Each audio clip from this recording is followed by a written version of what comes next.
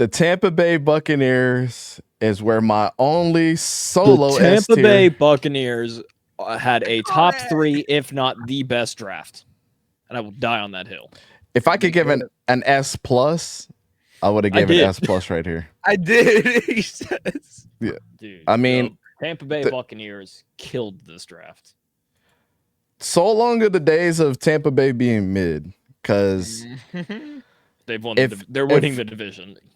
If that boy, if that dude, I'm drawing a blank on his name.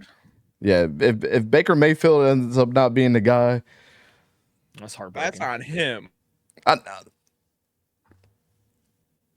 Kyle Trask is still there, bro. Like, what are we doing, brother? He's waiting.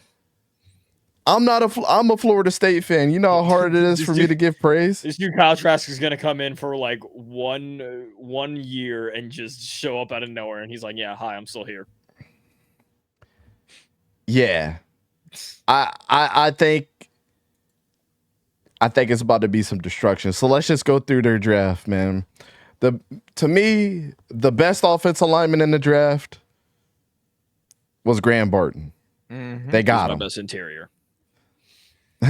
Ladies and gentlemen, we got him. They got him.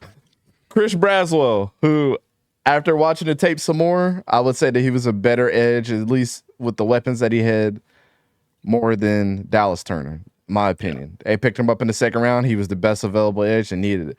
𝗕𝘂𝘀𝗶𝘲𝗀𝗀 Smith maybe was a little bit over the reach. Nah. Maybe and I'm a Florida fan. Nah.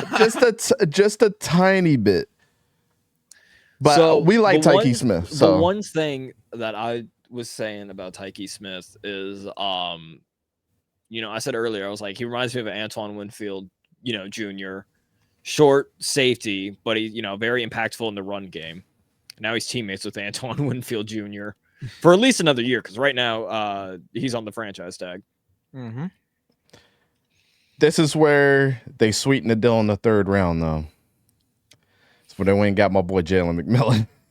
This is where they sweetened the fourth round. The fourth round for this draft, by the way, if you go back and watch Dante and mine's reaction, we were losing our mind. It was crazy. It was insane. It was one of the most beautiful fourth round drafts that I've ever seen. The value that was in the fourth round alone was like, and I don't think how Jacksonville are these had a dudes fourth round pick, which is why Dante was saying no! Yeah, Bucky Irving in the fourth round. I was about to say, but right back in the fourth round, which is what I was leading to this. Bucky Irving, him and Rashad White. Oh my goodness. That'd be an amazing backfield duo. I don't know how Elijah Klein dropped in the sixth round, but then they pick him up too. Get more O-line help, which was their biggest need. They've been needing O-line help for a while.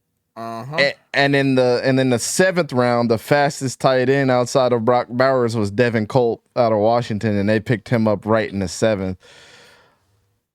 I just hope they give my boy a chance.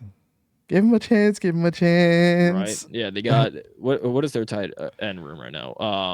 I don't know. I almost said Olsen. Great. Kate Otten. Don't you screw this up. I don't know why I can't remember his name from Purdue all of a sudden now. Why am I drawing the blank? I know exactly who you're talking, but Payne Durham. There we go. Yeah.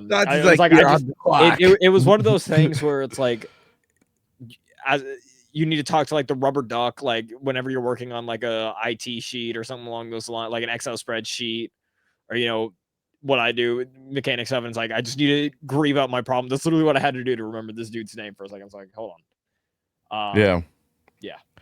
This is Tampa had the best draft. I'm willing to go ahead and say they had the best draft. The fact that like when they picked up Jalen McMillan in the third round, I was okay with the 𝗕𝘂𝘀𝗀𝘀 Smith pick. I mean that literally made me scratch my head just a little bit. Like I had to take my fandom of 𝗕𝘂𝘀𝘀𝘀𝘀 Smith out of it. But then when they picked up Jalen McMillan, I was like, 2 picks, right. like 3 picks. All right, later. bet.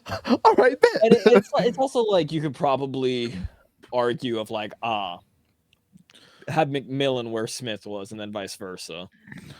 And here's the thing too: if you're Tampa Bay and you see this, you're like, "What do I need more? A safety or a wideout?" We got Mike Evans, we got Chris Godwin. That's why I'm like not mad about the order of it going, because you already had 2 two great wideouts, and you need a safety, and you're like, oh, he fell in our laps, even better. Boop. Well, here's the thing too, also, because a lot of people said that they could have went corner, which I think after like the top 6 guys, it really got suspect after, right? Really? But you needed a wide receiver. You needed an edge rusher. Your edge rusher is going to help your corners, so they're young there. But Graham Barton, you needed defensive line help outside of Vita Vea. You did, and they nailed it.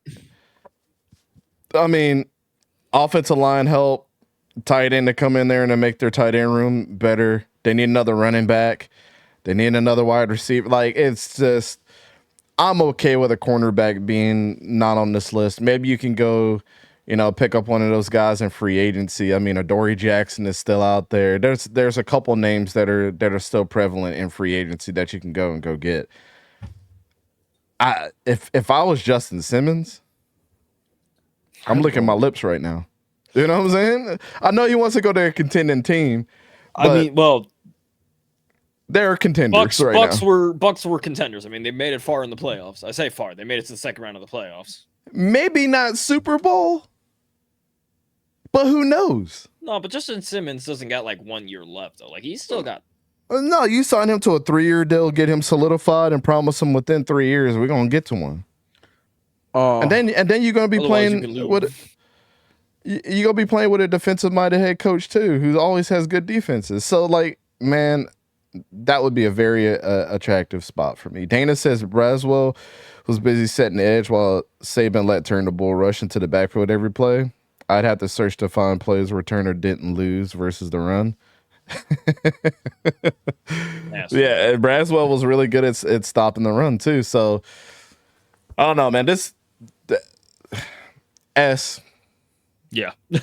I need to know why Don had him as a B. Yeah, I was going to ask that. Yeah.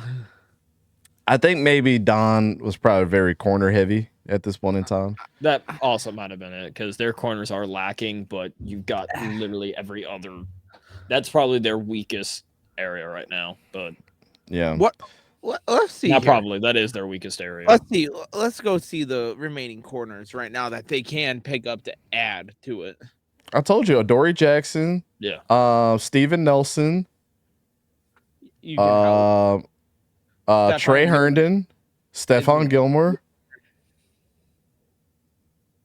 Like, you got options there still. Xavier Howard. Yeah. Xavier Howard is still in place, and he don't have to go too far. You go. Tre'Davious White still in play, or did he sign somewhere? Tre'Davious White signed with the Rams. Mm-hmm. Yep, you're right. Yeah, I forgot about that. Yeah, so I don't know. Buccaneers, good pickup.